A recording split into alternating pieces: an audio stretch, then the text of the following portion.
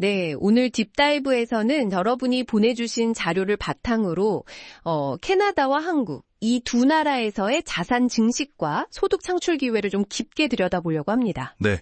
두 나라 다 외국인 투자에 우호적이긴 한데 재정이나 규제 환경이 상당히 달라서요. 맞춤 전략이 꼭 필요해 보입니다. 맞아요. 캐나다는 좀 안정적이고 성숙한 시장 느낌이라면 한국은 역동적이고 기술 중심의 고성장 경제, 이런 기회가 있죠. 그렇죠. 그래서 이번 딥다이브에서는 각국의 핵심 기회랑 또 리스크는 뭔지 이걸 명확히 짚어드리고요. 여러분 목표에 맞는 통찰을 드리는 게 저희 미션입니다. 좋습니다. 안정성의 캐나다냐, 성장의 한국이냐, 그 특징부터 한번 파헤쳐보죠. 먼저 큰 그림, 그러니까 거시경제랑 규제 환경부터 볼까요? 이게 두 나라가 꽤 다르다고요? 네. 일단 경제 전망부터 보면요. 캐나다는 2025년에서 26년 GDP 성장률 한 1.8% 정도?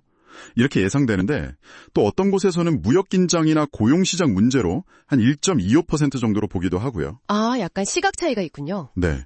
한국은 반면에 건설 투자 좀 부진하고 수출 둔화 영향으로 2025년 성장률이 0.8, 그러니까 1%가 안 될 수도 있다 이런 전망이 나오고 있어요. KDI나 하는 쪽에서요.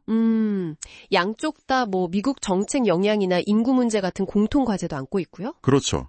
근데 여기서 진짜 흥미로운 건 규제 철학의 차이 같아요. 규제 철학이요? 네. 캐나다에는 투자법 ICA라고 있는데 일정 규모, 그러니까 한국 같은 교역국 기업이 직접 인수할 때는 기준이 한 20억 달러가 좀 넘거든요. 네. 그 이상 투자는 이게 국가의 순이익이 되나 이걸 심사해요. 그리고 더 중요한 건 규모랑 상관없이 국가 안보에 문제 있다 싶으면 검토하거나 금지할 수도 있다는 거죠. 아, 그 국가 안보 검토라는 게 약간 예측 불가능한 변수가 될 수 있겠네요. 투자자 입장에서는요. 맞아요. 일종의 문지기 역할인데 좀 예측 불가능한 문지기랄까요? 반면에 한국은 외국인 투자 촉진법 FIPL을 통해서 외국인 투자를 더 이렇게 장려하는 분위기죠. 아, 그 최근에 외국인 투자자 등록증 IRC라고 하던가요? 그거 폐지했다는 소식 들었어요. 네, 맞아요.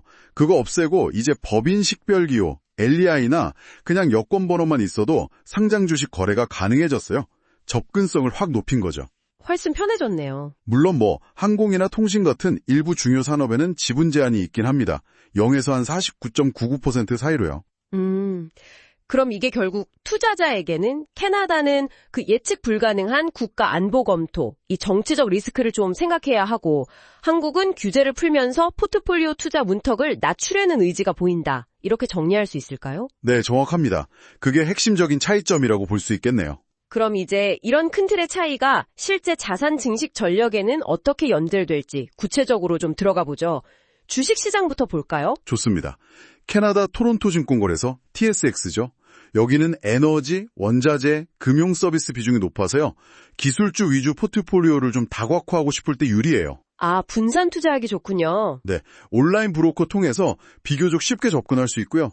사회보험 번호가 필요할 수도 있지만요. XEG나 XFN 같은 ETF 활용도 가능하고요. 한국거래소 KRX는 역시 기술주, 제조업 강점이겠죠? 삼성전자, SK하이닉스, 현대차 같은. 그렇죠. 세계적인 기업에 직접 투자할 기회가 열려 있는 거죠. 근데 여기서 좀 주의할 점이 있어요. 뭔가요? 외국인 투자자는 한국 주식 거래하려면 반드시 상임 대리인을 지정해야 해요. 국내 증권사나 은행 같은 곳이죠. 아, 그 상임 대리인요.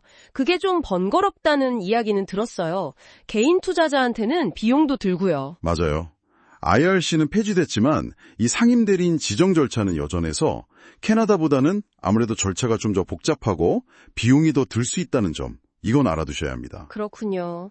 자, 그럼 부동산 쪽으로 넘어가 볼까요? 여기도 흥미로운 점들이 많을 것 같은데요.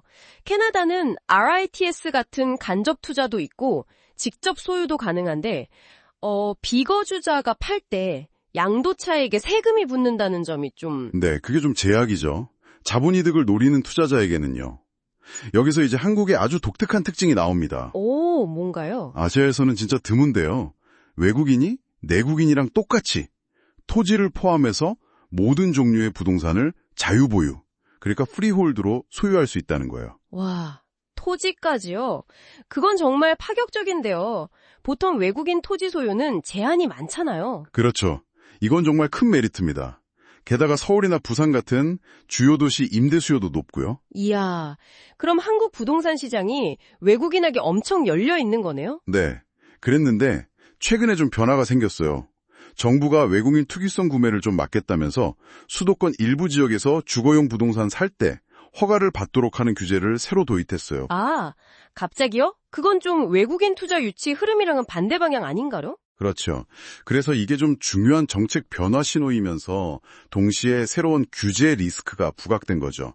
그러니까 양국 부동산 모두 세금 문제나 이렇게 변화하는 규제 환경을 계속 주시해야 합니다. 결국 장단점이 정말 명확하네요. 세금이랑 규제 변화? 이걸 모르면 안 되겠어요. 자, 그럼 자산 증식만큼 중요한 게 꾸준한 소득 창출인데 사업이나 요즘 많이 얘기하는 기획 이코노미 쪽은 어떤가요? 소득 창출 면에서는 캐나다가 비거주자도 사업 시작하기가 비교적 좀 수월한 편이에요. 아, 그래요? 네. 특히 엘버타나 브리티시 콜롬비아, 온타리오 같은 일부 주는 법인 설립할 때 꼭 캐나다 거주 이사가 없어도 돼요. 그러니까 해외에서도 설립이 가능하다는 거죠. 오, 그건 편리하네요. 그리고 뭐 어버크나 파이버 같은 글로벌 플랫폼 통한 긱 이코노미도 활성화되어 있고요. 관련 지원 시스템도 어느 정도 있고요. 한국에서 사업하려면 그 외국인 투자기업 FDI 설립할 때 최소 투자금이 1억 원 필요하고 절차도 좀 더 복잡하다고 들었어요. 네, 자본도 더 필요하고 절차도 좀 더 까다롭죠. 긱 이코노미는 한국도 엄청 빠르게 크고 있어요. 쿠몽이나 순고 같은 플랫폼 중심으로요. 아마 2025년에서 2030년까지 연평균 18.5% 성장할 거라는 전망도 있고요. 성장세가 대단하네요. 근데 여기서 진짜 결정적인 차이점이 있어요. 한국 법은 플랫폼 노동자를 대부분 노동법상 근로자로 보지 않는다는 거예요. 아, 근로자가 아니면 뭘로 보나요? 보통 자영업자나 독립계약자로 분류합니다.